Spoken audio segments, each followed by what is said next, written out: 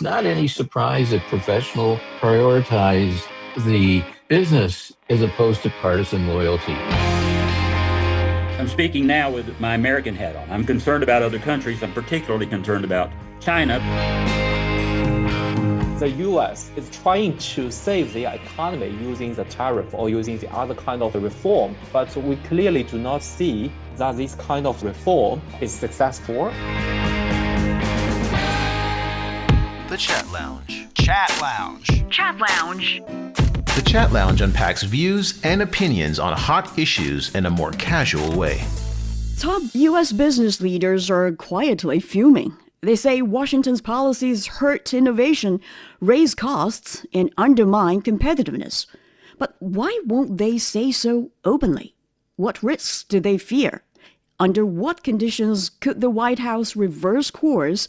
And what does it mean for U.S.-China business ties? Welcome to the Chat Lounge. I'm Tuyun. Joining me for a chat on this session, Harvey Dzodin, a senior fellow at the Center for China and Globalization, David Blair, a senior economist at the Alliance of Global Talent Organizations, and Alex Sili Zhou, an associate professor of economics and finance at the University of Macau. Thank you all for joining the discussion, gentlemen. So let's first take a look at a recent Yale School of Management survey.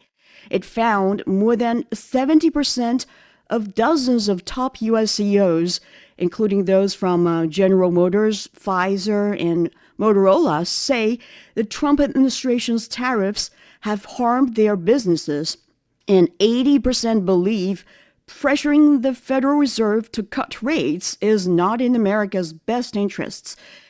Reports say of those CEOs, about 3/4 are Republican. So, Harvey, let's start with you. Are you surprised that so many Republican business leaders disagree with the policies of a Republican White House? No, it's really not at all surprising Right. that such a large majority of Republican business leaders disagree with Trump's tariff policies. Because the business leaders prioritize economic stability and global market access over political alignment. And the free market conservative U.S. president, Calvin Coolidge, a Republican, once said, "The business of business is business. It's not about politics, or it's about business." But now we've seen too much politics in play. Yeah, exactly. I think it's true that rational Republican business leaders have to invariably favor free trade, and they have to demand predictability and predictable regulatory environments. Otherwise, it's really not possible to make decisions for the future. So tariffs by executive order imposed with little or no warning are not only illegal, except in the cases of real emergency, but Trump is using this tool. So tariffs are disrupting business and business planning, and they're raising costs, they're causing uncertainty, they're inviting retaliatory measures from trading partners. It's not any surprise that professionals prioritize the business as opposed to partisan loyalty, especially when policies are having a negative financial consequence for their business. David, some CEOs, however, stopped short of opposing the policies, or at least avoided saying outright, even in private, that the measures were harmful. So which industries might they represent? Well, let me back up and give a little background. I want to push back some on the point. Sure. I have to be contrarian here. I'm not surprised that a large company CEO disagrees with this, most of them. And who is the CEO of a large company? Well, he represents the stockholders, he represents the capital owners, and most directly, his interests are tied in with bonuses due to returns to the capital owners. But there are other people that are also interested. There are workers, there are suppliers, there's long-term survival of the company as an organization, and by law, none of them are the CEO's direct concern. So I'm not surprised that they oppose something that's actually reducing their profits. In economics, there's a term called incidence of taxation. And if you tax a highly competitive company, yes, the consumers are going to have to pay the tax. But if you tax a company in a monopolistic or highly oligopolistic industry, then it's very likely that the shareholders will have to pay the tax. The capital owners will have to pay the tax because the company has already raised the price to the maximum level they can get out of the consumers. So I think the evidence so far is that the tariffs have been largely paid out of the pockets of the major, frankly, monopolistic companies in the U.S., and inflation hasn't occurred. I'm speaking now with my American hat on. I'm concerned about other countries. I'm particularly concerned about China because I consider China my second home, and also more importantly, because I think it's important for China and the U.S. for the future of the world to have as good relations as possible. But in this case, I think Trump actually did what he said he's doing. He imposed a tariff that ended up benefiting workers instead of capital owners. I think David raised a very important point. I want to add up something here. Right. So I guess the companies in the US are very different. The NASDAQ components, together with those monopoly like NVIDIA or the other kind of AI companies, so those companies are actually using, US media words, waiting to kissing the Trump for trying to showing for the mercy. So they are paying for the tax. But as a cost for those majority, maybe the other 493 companies in the SP 500 indices, they are actually suffering a lot from the tax payments as well. But the voice, these surveys actually are more representative for those companies who are not big giant in the US market. So I'm not surprised either that they are complaining. They are not big, they are not a monopoly, so maybe they feel hard to transfer this tax to their customer. Maybe they suffer. This is something I actually a little bit disagree. Maybe they are very challenging to transfer their tariff to their customer, to their suppliers.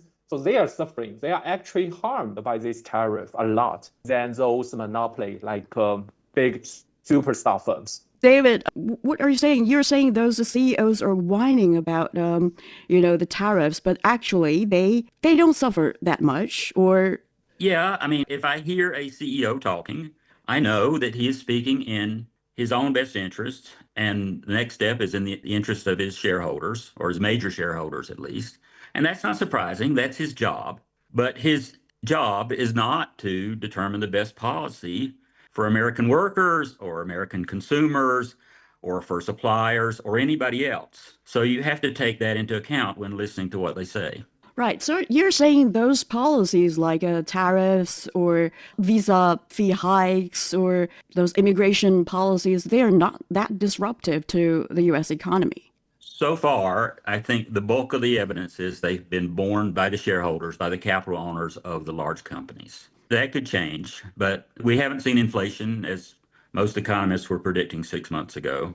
You're saying you haven't seen the inflation. Maybe probably it's because you're, living in China for quite a long time. And back in the States, the general public is complaining about the inflation, right? Oh, well, there's been horrible inflation over the past years. Every time I go back to the United States, I'm shocked by how much food costs and housing costs and gas costs and everything else. But the prices haven't gone up at a faster rate before the tariffs. After the tariffs than before the tariffs. So yeah, there's been horrible inflation, especially in the past 4 or 5 years or so. But it's due to monetary policy. It's not due to the tariffs. There are problems with the tariffs. I'm not saying that, but it's not showing up as being very damaging to the U.S. economy at this time. Yeah, but there are fears for mid or longer term effect, right? The impact could be much worse. I can't predict the future, but the people who were predicting very fast price increases, that the tariffs would flow directly to the consumers, have been wrong over the last 6 months. So I discount their projections for the future. All right. I know something about economists making modeling and predictions, and they're seldom accurate. Then, Alex, according to your study, what's the situation back in the States right now? Wow. From my China's hat, I think the situation is getting better, right? We see some chaos before, but it's getting better now. But still, the US system, they have some kind of the deglobalization parts. And also they try a lot of methods to try to save the US economy from collapsing. So I just saying that the US is trying to save their economy using the tariff or using the other kind of the reform to do that. But we clearly do not see that this kind of the reform is successful. But of course, Donald Trump claims that the market has been rocked up and also the other kind of the things has been better. So they win a lot. But actually, if he studied economics, we actually would like to know that the cost is killing the dollars, as the David has said. The inflation is incredible in the US.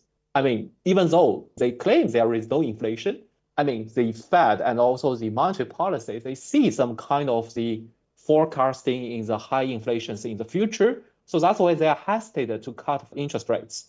They are debating on this. So, I mean, in terms of deglobalization from the US role, China or the global should be prepared well. I think what US has done is pushing the other country to reduce reliance on US dollars or Western payment system.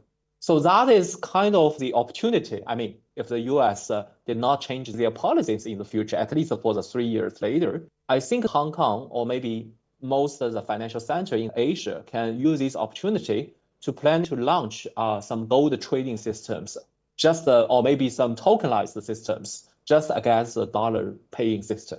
So I think this is create a very good opportunities. Even this opportunity was given by the US financial systems to China or the other emerging market to build up so-called M-bridge or certain kind of central bank liberalized paying system for RMB or for the BRICS system to kind of build the most so-called 3.0 for the Bretton Woods systems, aside from the US. The Chat Lounge. The Chat Lounge unpacks views and opinions on hot issues in a more casual way. It's probably the longer term implications that those policies may have that worry those CEOs that much, especially I think it's 70 or 80% of them are saying so. So, Alex, watching from the outside, which policy shift do you think could be more disruptive to the day-to-day running of major corporations? For the US firm, the easy way for the CEO to mitigate this risk is they try to move their factory back to US, right? But this is what Trump demanded. But next, what is the risk in the future, as David told about, and also the Harvey told about? Well, we cannot predict the future stuff. If they have faced for a higher interest rate or higher kind of the inflation in domestic market, and maybe some kind of shock of the labor force because of the immigrants shortage or some kind of the other stuff in the US, that is something they needed to decide whether they want to move their factory back. Okay, especially when China has grown to be the largest factory in the world with the cheap labor, maybe not cheaper anymore, but especially they have very good experienced workers in global setting. So they have to trade off between move their factory back or keep their factory outside of the US, say China, Vietnam, or the other country, but paying for a higher tariff. So that is a trade-off for their daily business they have to face recently. We don't know what will going on, but I think they have type B plans for maybe make additional investment in the US, but keeping their factory still outside of the US. Apple also did that, but I'm not sure whether other company will follow. But I guess this is maybe the only decisions the CEO can have in recent day-to-day operations. That's what they're concerned. So, Harvey, your take here? I believe that it's one thing to say that you could move an operation from a foreign country to U.S. soil. It's just not that simple because of the fact that wages in the U.S. and benefits and things like that are just much higher. I don't think American workers are as hardworking as they are in some other countries. And I think that the answer does not lie in building more factories, foreign countries, building more factories in America and capitulating to Trump's tariff policies. I think the problem lies with the whole unpredictability of the Trump administration in applying all these tariffs by executive order, which is illegal except in cases of emergency. Now, Trump says that these are all economic emergencies and he's invoking powers he has. I don't agree with that as a lawyer. There are emergencies, but these are not emergencies. So I believe what Trump's doing is hurting American business, not helping it. I believe that all this unpredictability of the Trump administration is driving business away. And for businesses that are in America, for American businesses, even executives can't make decisions because decisions are based on predictability. If anything is lacking in America today, in this administration, it's predictability. There is no predictability because Trump changes his mind faster than a Sichuan mask changes masks. Yeah, and also, his policy is not just limited to tariffs. There are other policies like its immigration policy, steep H-1B visa fee hikes, things like that. David, do you think the harm brought about by such policies wouldn't be as big as those CEOs are concerned? Well, I do think the H-1B issue is not of very much importance. If the H-1B program was designed to bring in highly talented people who could not easily there aren't people with equivalent talent in the U.S. labor force. And it was being used by especially the tech companies, to bring in cheap labor to drive down the price, to drive down the wages in their labor forces. Is So it just I don't, cheap labor? I think that they're about the smartest brains in the world that they're trying to no, bring in. I said that there are a large number of very smart people, but there's also a big group that is not so. I mean, they're smart, but they're not that distinguished. And the $100,000. I mean, if Google or Meta or Microsoft want a highly skilled person, or whoever, or McKinsey or somebody who hires a lot of H-1B workers, uh, want a highly skilled person, $100,000 is not going to stop them.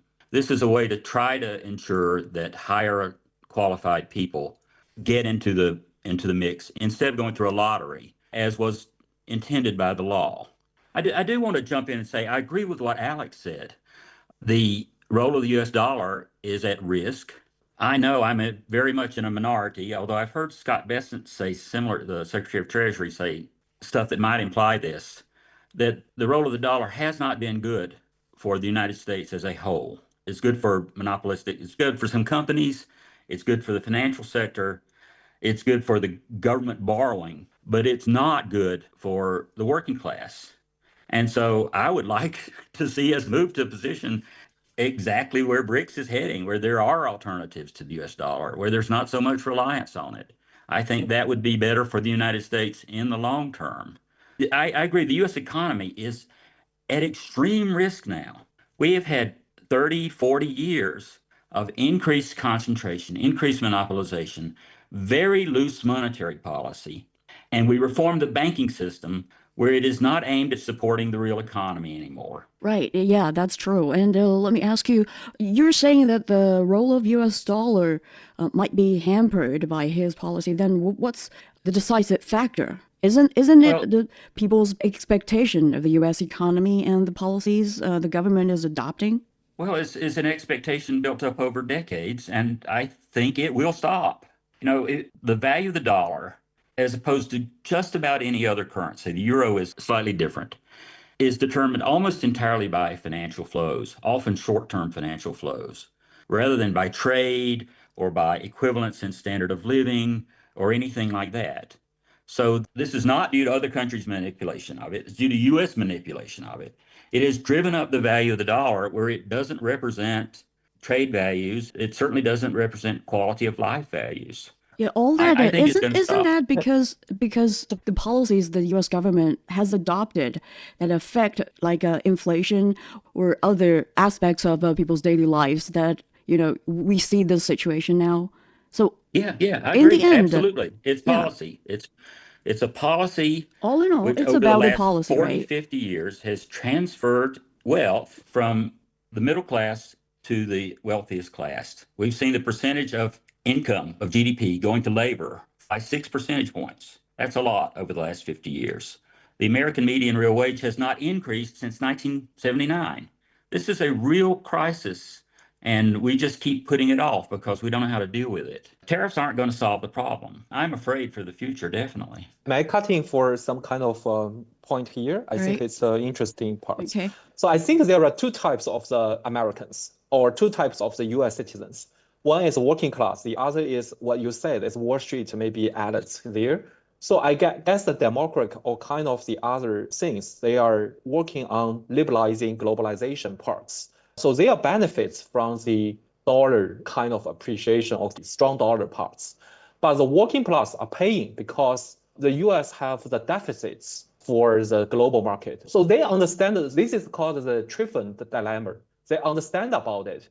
So in terms of sustain for the status of world reserve currencies, the working class of the US are being harmed because everywhere in the world needed the dollar to pay, to buy goods. So they needed to generate, they cannot print the money from their system. They needed to trade with the US. So the US must have some deficits with the global market. So that's why they can destroy the manufacturing in the US market to some lower cost regions. That's why they actually destroy their manufacturing bases in the US and create such trade imbalance. But the benefits goes to the Wall Street. Now the Main Street wants the Wall Street to pay for their cost. I mean, if it's not the Trump, it's other working class representatives, they can do that. But Trump is a businessman. He is not willing to ask the Wall Street to pay their costs. That's why you can say the commodity price, the inflation is higher now because of tariff, because they enjoy many years of low prices, commodity prices, because they trade from the rest of the world with lower manufacturing costs. So that's why this is a side effect from maintaining the world reserve currency for the dollar. Now the dollar needed to pay for their many years, enjoy for the low cost from benefits from the globalizations and also the strong dollar effect in many years. So that's why I'm viewing this point that they are actually destroy their bases because the US faces kind of dilemmas for many years. Maybe we can have I agree with everything you said. It's absolutely right. Yeah, we can have another session for this lessons of finance. But back to our topic today. I think we're saying that those CEOs, they do have their own reasons to be upset about those policies, right?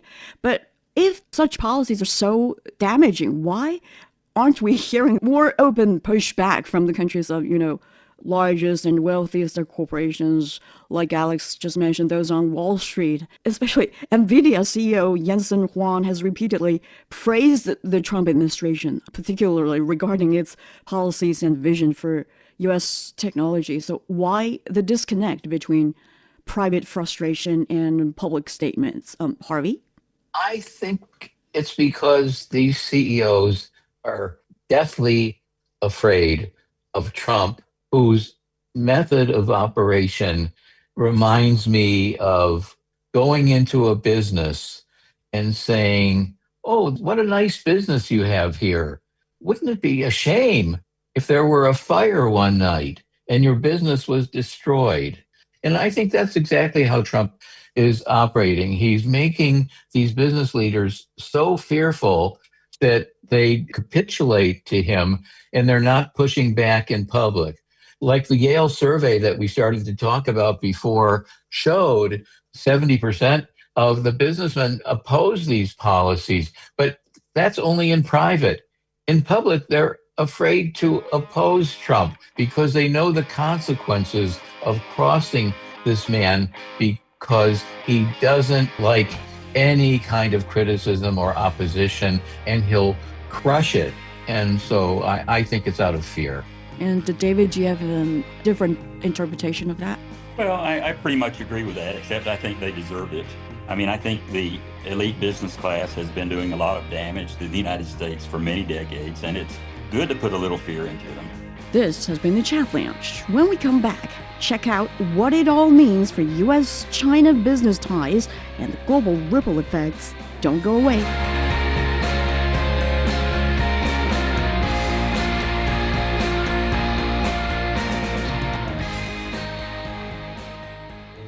The strong wind was howling and whistling. He was the first Chinese citizen to graduate from Yale University in the mid-19th century. I was born on the 17th of November. She had prominent features. 3 of us were old enough to lend a helping hand. He navigated between 2 vastly different cultures and moved further to realize his dream and promote understanding between the people of China and the United States. Ye Mingxing was a native of Hanyang. I realized no danger. China is really awakening. Come and join us in discovering the incredible journey of Yong Wang in his autobiography, My Life in China and America. Check out the Audible stories on radio.cgtn.com and all major podcast platforms. Just search for the podcast Books and Beyond and find My Life in China and America. Welcome back to the Chat Lounge. We continue our discussion on U.S. business leaders complain about their government's policies. Harvey? Actually, I agree with David to the extent that what he said before, that U.S. isn't enforcing the antitrust laws and things like that and making competition more fair. We really need to get back to that to have a more level playing field. So I think we need to go in that direction. But the businesses are pushing against more regulation, and Trump is against regulation as well. So we have a bunch of factors that are coming together. And I think, as David said before, there's a high probability that we're going to have some kind of a crash, economic, political, maybe some combination. And that has terrible consequences, not only for the U.S., but for the global economy as well. And then beyond venting behind closed doors, do you think those CEOs, they've got any realistic steps they can take to change, the situation? I think that they can band together. They have a lot of lobbying groups. They have a lot of groups like the Chamber of Commerce. And if there's anything that Trump does understand, it is a forceful pushback from, let's call it, the other side. So I think if they could overcome their fear, not by acting as separate companies, but as industry groups and so on, they could make a difference. I'm sure they're complaining to their so-called representatives in Congress, but the problem is those representatives are mostly also cowed by Trump. So I think it's time, if business want to have a good future and not a depression or recession, that they have to push back and say enough is enough. And they're not doing that. David, do you think it's necessary for them to do so, or there's no need at all? Well, I'm sure they're going to be paying lots of money to their Congress people very soon. So that's one strategy they can use. But, we're really in a difficult situation. It's like a drug addict. We've gotten addicted to loose money, especially after the quantitative easing in 2010, 2012. And that has created a huge bubble, which once you get addicted to a drug, it's very hard because you have to go through withdrawal. And nobody wants to do that. So that's really where we are at the moment. We've made a lot of, in my opinion, very bad policies that have been very bad for the average American for the past 30 years. And we've gotten ourselves into what looks like a real mess to me. And I'm very afraid of that. I don't think Trump's doing anything that will do very much to fix it. But nobody else has either, because it's very difficult politically, and it's difficult for a leader to take hard measures which are going to be harmful to his own position, which may be beneficial in the long term. No president has been willing to do that for a long time. So seems you totally agree with what Trump is doing. No, I don't think it's enough, but I don't know what to do. I mean, you're an economist. Well, economists are not prophets. As I said, I know what to have done starting in 1990, but to fix the damage that we've done since 1990, I don't know what to do. I do want to point out that one thing the tariffs are primarily to do with Europe. Mm-hmm. China knows, Trump knows, China's in a good bargaining position. Only 12% of Chinese exports go to the United States, and China has a lot of bargaining chips on its own. So Trump is not going to put real pressure on China. He talks about India, but India doesn't depend on the United States very much. It's primarily Europe. I looked up the data, and 14% of total Chinese exports go to the US, but 20% of European EU exports go to the US. And these are primarily very high value products, primarily pharmaceuticals, but it also includes a lot of luxury products and some high end automobiles. And on the other hand, what the United States sells to Europe is almost entirely 75% petroleum products. So the United States has a lot of leverage over Europe. What the deal he made with the EU does is it forces European countries to invest a lot of money in the United States. I think you'll see, it was already happening, but you'll see the big German car companies making very large investments in South Carolina and Alabama. And that will be good for the company's bottom lines, but it's certainly not good for German workers, but they don't really care. Yeah, And I don't think those so CEOs that's where we're going. will complain about that. That's what they want, right? Well, they're not going to say that's what they want, but one of the things he's trying to do is he's trying to get lots of foreign investment in the United States, and that will primarily come from Europe. So when we talk about trade, it's very little to do with anybody else except Europe, the UK. The United States and China are very similar. We're not very highly dependent on trade. If you look at measures of gains from trade in the United States, they're not very large. So you're And saying China's those getting CEOs very or large now. those executives of big U.S. companies, they should thank the Trump administration for that, for such policy. No. This is competition for them. The European investments, they're competition for the already existing U.S. companies. I'm sure they don't like that, but it's going to employ a lot of people. So you're saying that actually Trump is trying to make America great again, but those CEOs, they also want to make America great again, but it's just probably with a different approach. Is that what you mean? No, I'm not saying that at all. I'm saying that the CEO's jobs are to make their shareholders great again, not the country great again. So, sometimes they can be right, but you have to look at what their interests are, and they're acting in their own interest, which is to protect their their monopolistic and oligopolistic positions. And We'd be much better off if we could just use antitrust law to break them up. We could do like Roosevelt and Truman and Eisenhower did, call them in the office and say, there are criminal penalties here, you better shape up. But we haven't done that for 50 years. then why are those CEOs are complaining? You're saying it's just for their own benefits, but they represent the lion's share of the economy, right? They represent the lion's share of profits. Yeah. But their profits artificially driven by their monopolistic positions. I mean, if you look at the gains in the U.S. stock markets over the last 10 years, it's predominantly been, 7 or 8 big tech companies, and they're making huge monopolistic profits. That doesn't mean they're providing benefits to anybody else in the economy other than their shareholders. And the same with the big banks. During the 1990s, the Clinton administration, with the collusion of the Republican Senate, eliminated all the New Deal era restrictions on banks' operations. And this allowed the banks to become much bigger and to control a much bigger sector of the economy. So based on what you said, there is no hope for those CEOs to see that one day those policies, including tariffs or immigration policies, to be changed under the Trump administration. Well, what I'm saying is I really don't care what they say. There's only one number I'm interested in. It's real wages. If we can increase the real wages of American workers, I'll be happy. And I don't really care whether it increases the returns to capital owners. Yeah, you don't care, but they are there to affect, the U.S. economy, or even, like you said, the economic relations between the U.S. and China or the rest of the world. That's not their job. Their job is to maximize their profit, particularly to meet their short-term goals so they'll get their bonus. That's their job.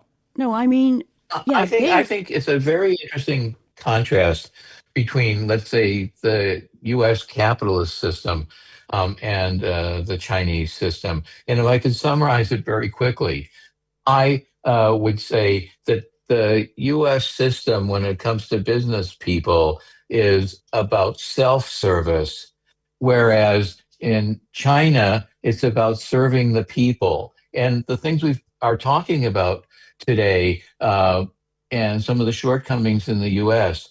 are the fact that businesses are serving themselves. They're not serving the people. So we need to have some kind of a shakeup. Hopefully, it's a managed shakeup driven by policy, not driven by the fact that one day we're going to wake up with a recession or depression, which depends not only on economic facts, but also on emotional situation as well.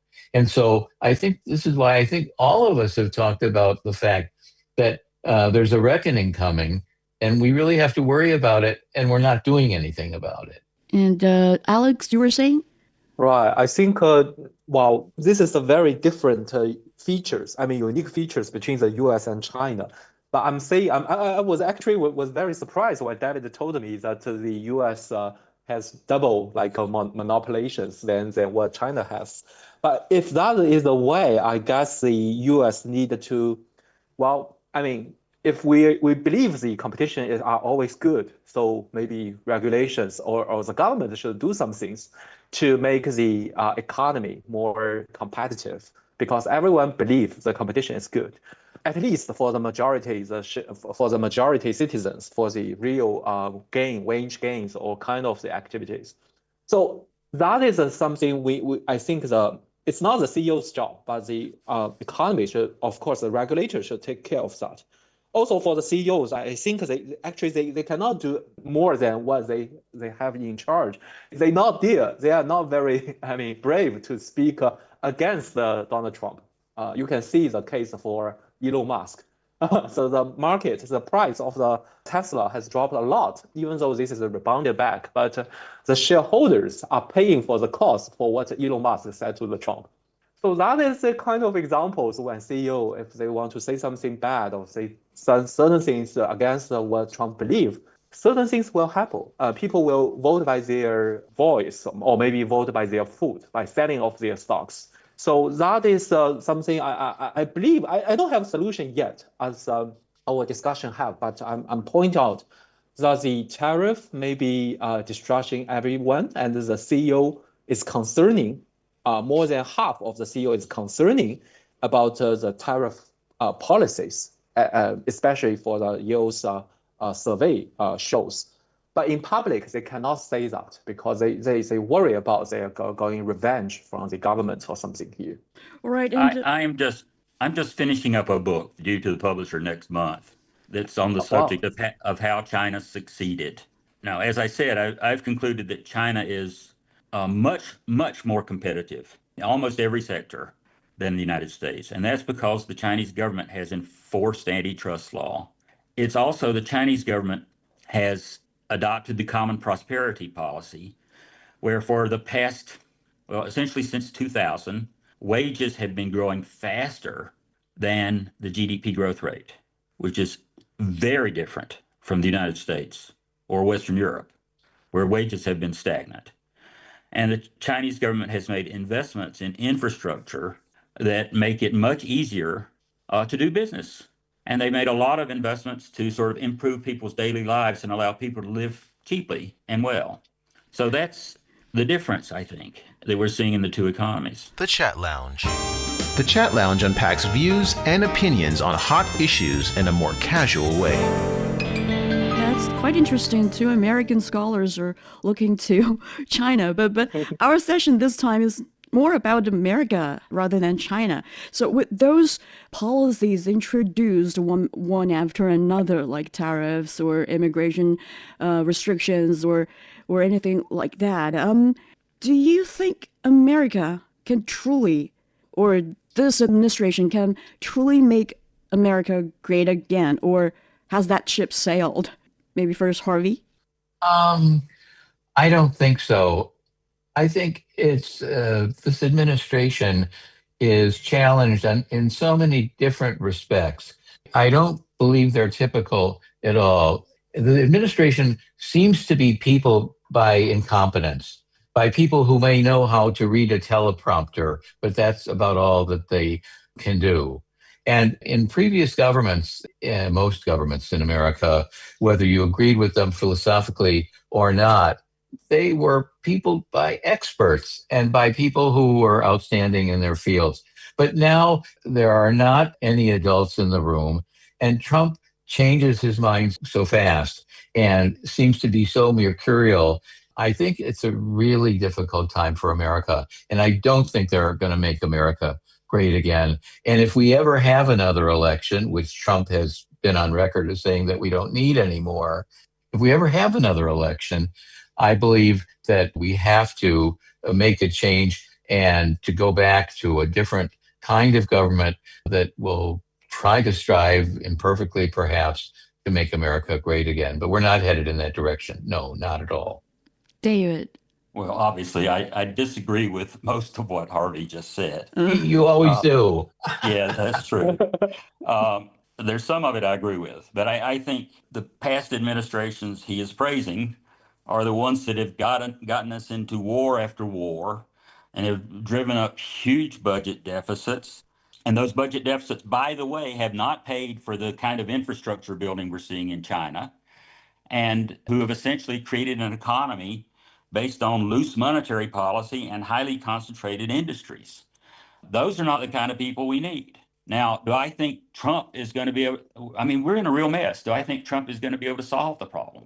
I hope so. I think, in contrast, I think the people that we're seeing in the government now are much more competent than anybody I've seen for the past 20 years. But their job is a very hard job. And I'm skeptical that they're going to succeed. But we can hope so. I mean, my hope is that the U.S. can move to, this is just my hope, that the United States can move to something like the New Deal economy, and that in terms of foreign policy, we essentially withdraw into North America and stop messing around with the rest of the world.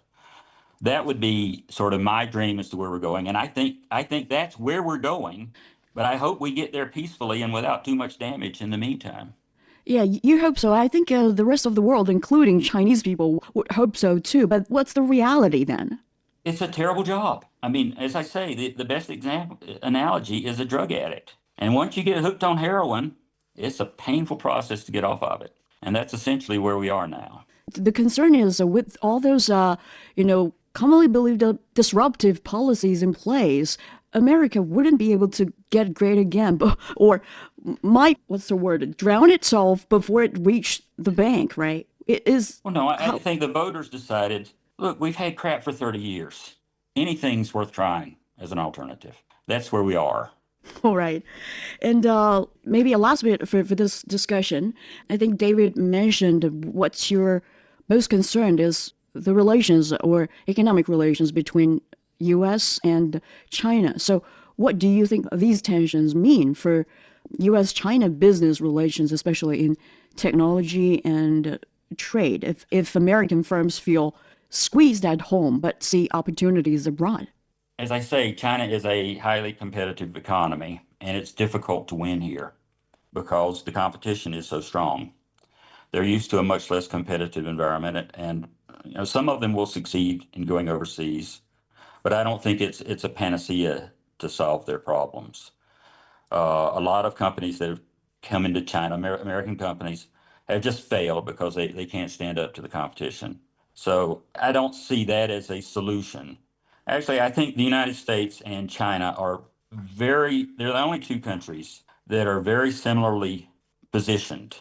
They are almost in a position where their economies depend primarily on their internal economy and to a lesser extent on their nearby neighbors.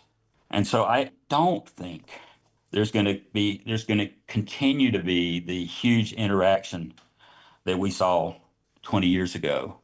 I don't think it's going to be anything like that.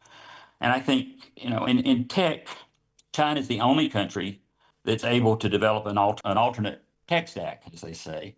And I think that's good too. I'd like to see competition in tech stacks.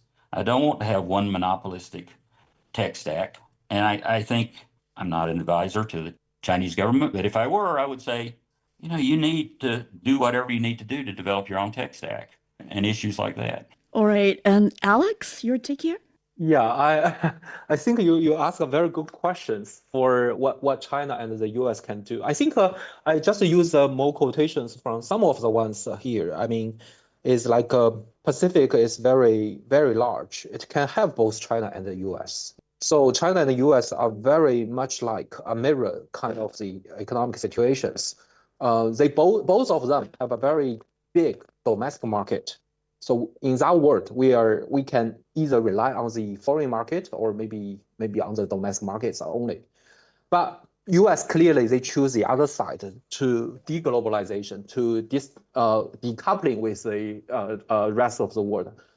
This is their choices, but of course they can have other choices as well.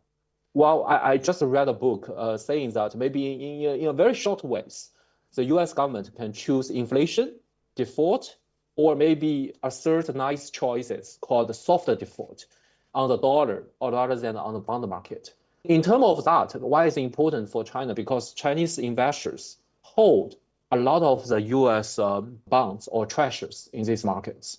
We trade with US. We have trade plus from China's side, but we also are biggest investors in the US bond markets. So if the US government want to soft the default from these markets, actually, I think the Chinese government are well prepared for this scenario and say for the trade imbalance with financial market imbalance as well, external balance as well. But still, China has her own issues. I don't want to consume a lot of your time here, but China has own financial system issues. US also have their own as well. So I think we can sit down to negotiate or talk with others. I think the mutual communication are important, as Harvey has tried to introduce foreigners to understand the Chinese systems. That is very better ways to understand each other as well. And also, I hope for the CEOs, because there are a lot of CEOs buy a lot of goods from China, for example, like Walmart, like the other kind of the US manufacturing, they import a lot from China. And also there are kind of the company like Boeing, they sell a lot to China. So I think they are kind of to be unified together to lobby the US government, saying maybe we can talk, we can try to talk with each other in terms of the fight with each other. So I think we have a lot of things in common rather than things in difference, which I hope we can collaborate, we can couple in the world, we can become the greater two to make the world a better places, to make the workers on both sides or citizens on both sides are better places for the business and also for the economic communications. That's something I think is something I hope can solve the issues with the two countries working together. More straightforward, with those policies, especially those CEOs not satisfied with such policies, if they feel they're squeezed at home, would it be possible that they might shift their production or their investment to China, thus affect Sino-US economic relations or cause more tensions between the two countries? Would that be a possible scenario? Well, I think it is the US government who are stopping the US firms to invest outside of the US. So for example, like Nvidia, if they want to build a factory in China or in Europe, they are not happy with that. I think the China are welcoming, see like Tesla, see like Elon Musk cases. So I think China are very open to welcome especially the high-tech companies to invest in their mainland. So this is the kind of the huge difference between these two. But if they change their mind, they allow for a fair competitions within this big two, I think the world will be better. I mean, they can utilize the benefits of both markets. For example, the cheap labor relatively in China and the very cheap capital costs maybe in the US. But then the working class in the US will be suffering. So that's a dilemma. You see my point? So this is a kind of the cost that they needed to pay. So if we want to make the US great again, maybe we can hire more US laborers, but they have to work hard to compete with the Chinese labor. Okay, so that is the hard job, but that is something we have to do to solve in the near future. If I was the consultant to the US government, they needed to train their workers better, and they needed to step by step to work harder to compete with the rising giant, maybe like China, like Europe, or the other potentials. All right, to Harvey, looking beyond China, how might the current government's policies ripple across the global economy. If America is perceived as turning inward, will other economies be able to seize the chance to position themselves as more reliable hubs for global business? For instance, after Washington raised H-1B visa fees, Britain began considering cuts to its own visa application fees to attract foreign academics and digital experts. Would that actually create more advantage for other countries rather than the U.S. itself? I think so. I believe, although there are hopeful signs that at least in the short term, there might be some kind of rapprochement between U.S. and China. But I would say in the longer term, that if America is perceived as turning inward, that in our fast evolving multipolar world, that regional and other groupings are going to be able to create a new economic order. So BRICS is one example. We talked about that a little bit earlier, that could evolve into South-South cooperation or even into a new South EU constellation, or one that includes Central Asia or the South Caucasus.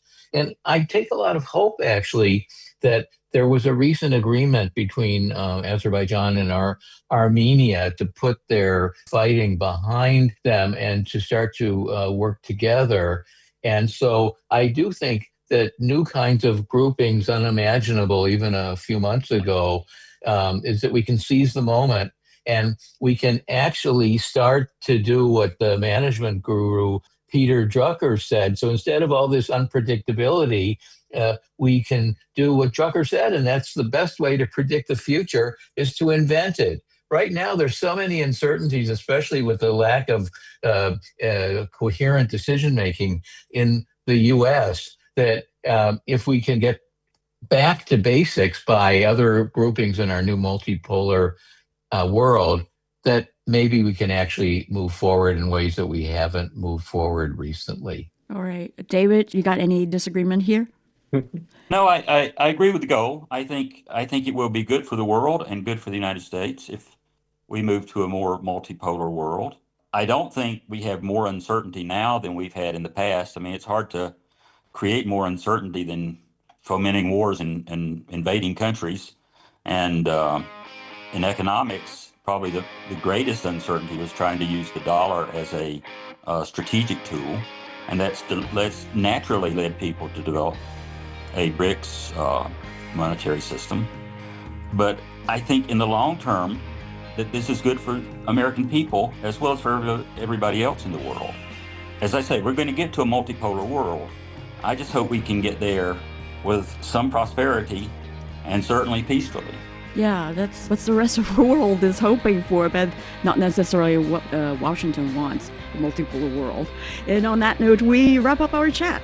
Many thanks to David Blair, Senior Economist, Alliance of Global Talent Organizations, Harvey Dzodin, Senior Fellow, Center for China and Globalization, and Alex Sili Zhou, Associate Professor of Economics and Finance, University of Macau, for your time and insights.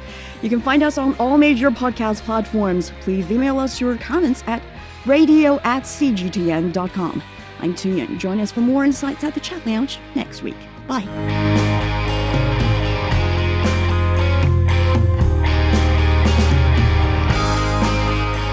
Love, passion, resilience, and our everlasting bond with music. 喜欢上这琴之后呢，也没有 I 琴。 loved the guqin, but it was really hard to buy a guqin at the time.